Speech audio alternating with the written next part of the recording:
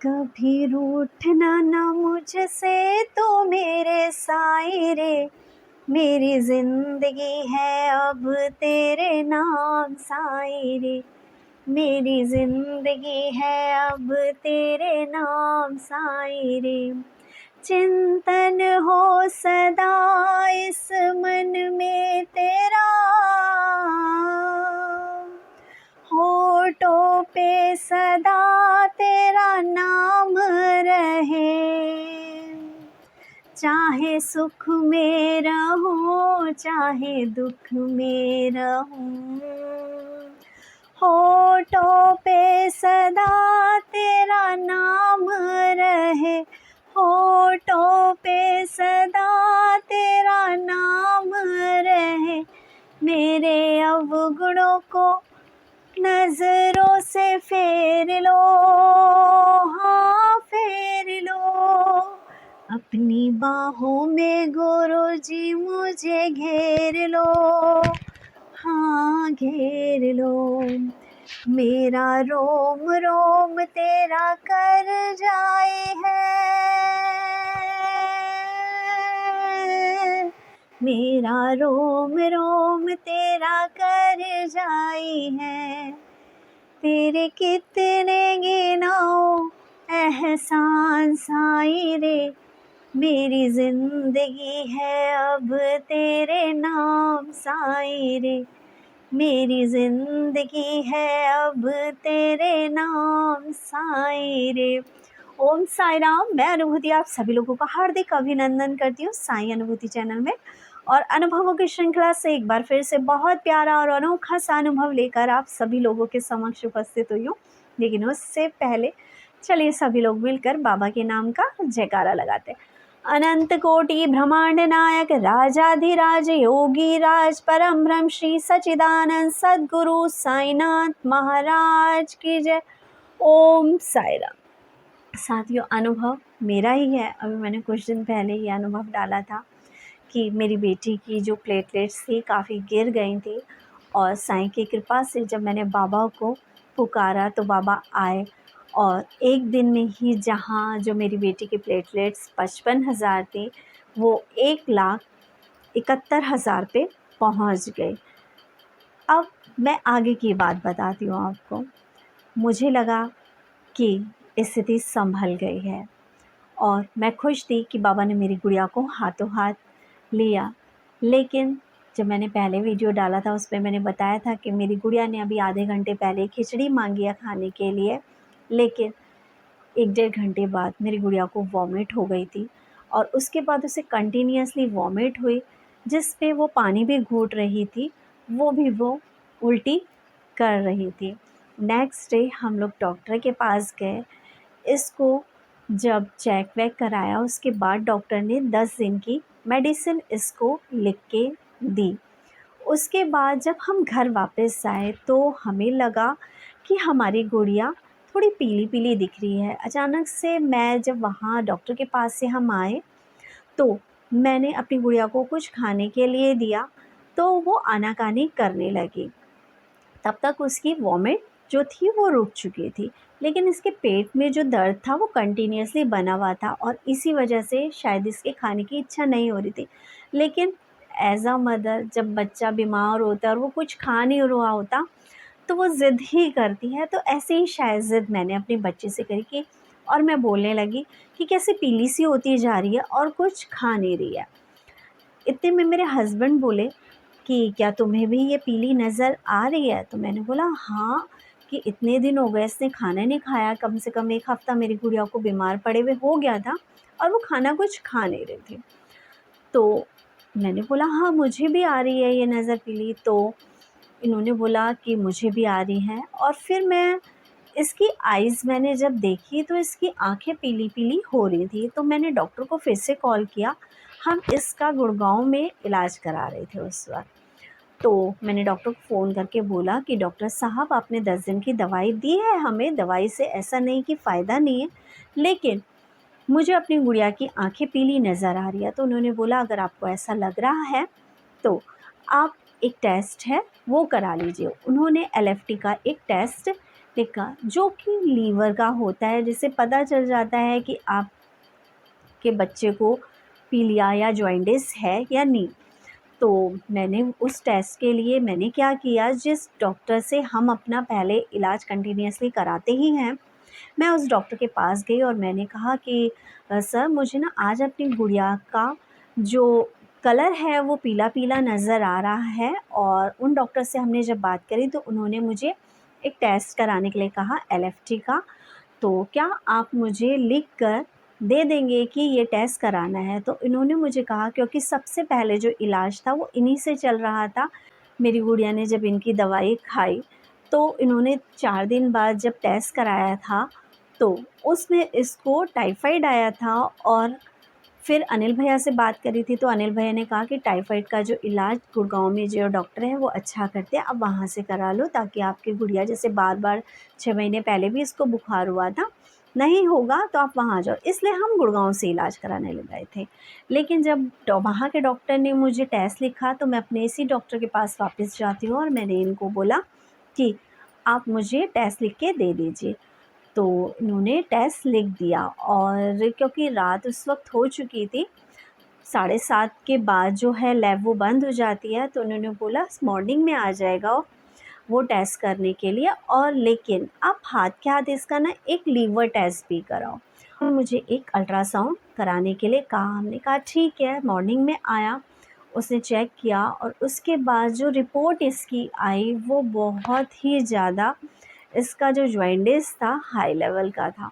और 2 कॉलम होते हैं एसपीजीटी वाले, उसमें जो लेवल 0.40 के बीच में होने चाहिए थे वो उसके 2000 से भी अबव थे, 2500 के बीच में और 2600 के बीच में इसका वो टेस्ट का रिज़ल्ट था। जिस वजह से जब डॉक्टर ने रिपोर्ट देखी तो डॉक्टर ने कहा कि ये दोनों चीज़ें बहुत ज़्यादा हाई हैं और आपको इसका लीवर का जो अल्ट्रासाउंड है वो जल्द से जल्द कराओ, और कोई ना कोई प्रॉब्लम लीवर में हो रही है इसके।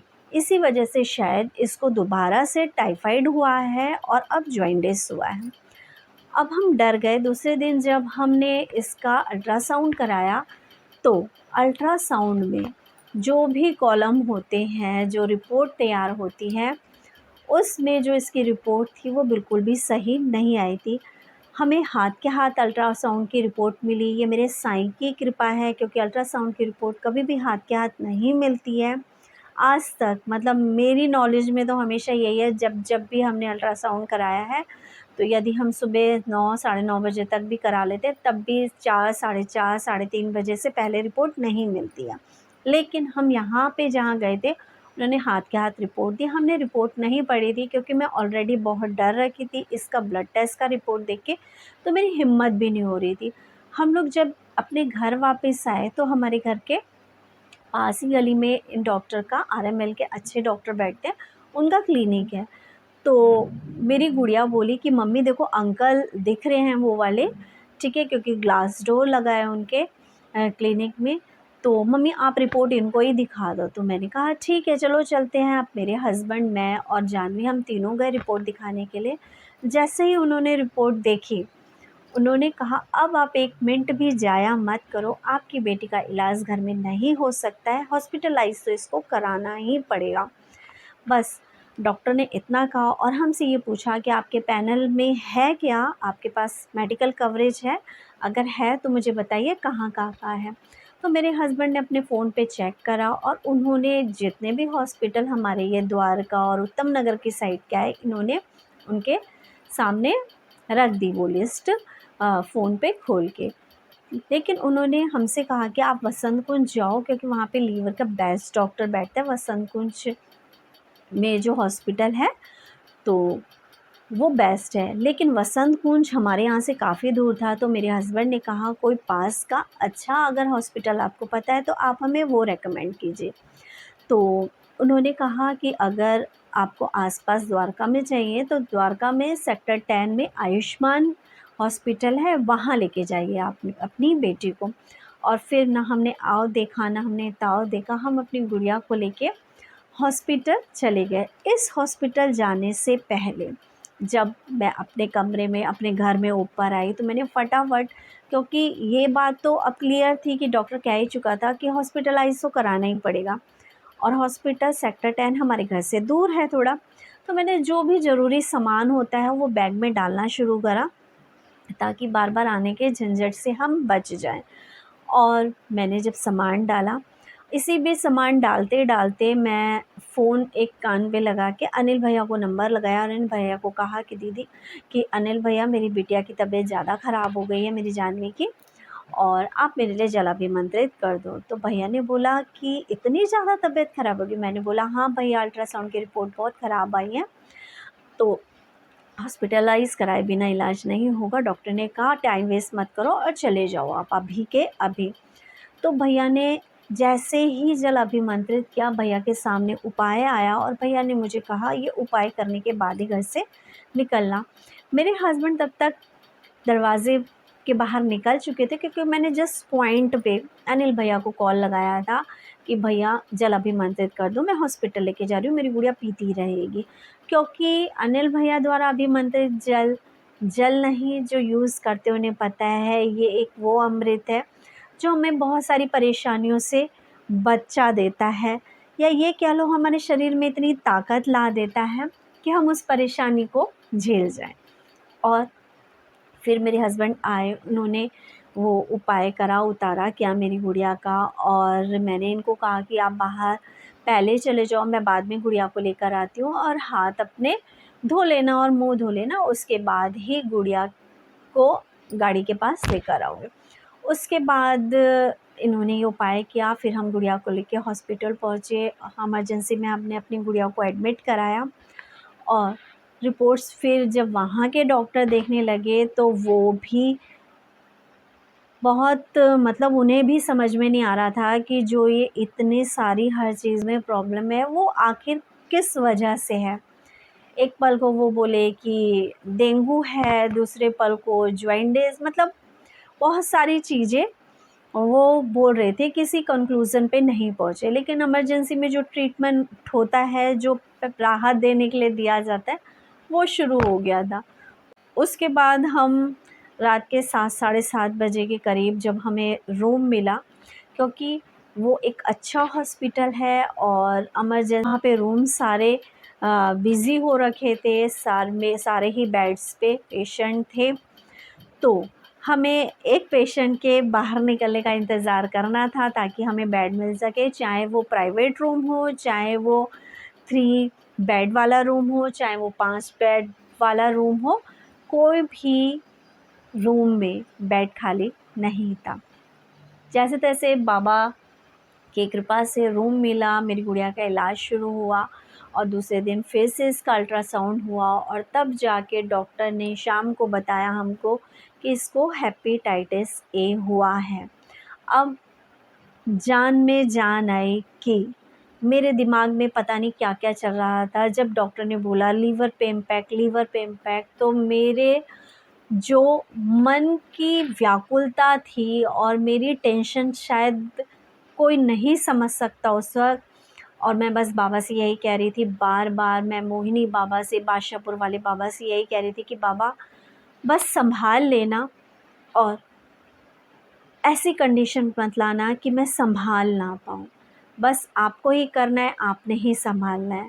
बस एक विश्वास इतना दृढ़ मुझे अपने बाबा पर है कि इसका हाथ जब तक मेरे सर पर है, मेरी ज़िंदगी में मेरे कर्मास के अकॉर्डिंग मुझ पे मुसीबतें भले ही आएँगी, लेकिन मेरा बाबा जब मेरे सर पे हाथ रखे हुए है, मेरा हाथ पकड़े हुए है, तो वो मुझे किसी भी मुसीबत में फँसने नहीं देंगे, वो मुझे निकाल ही लाएँगे उस मुसीबत से।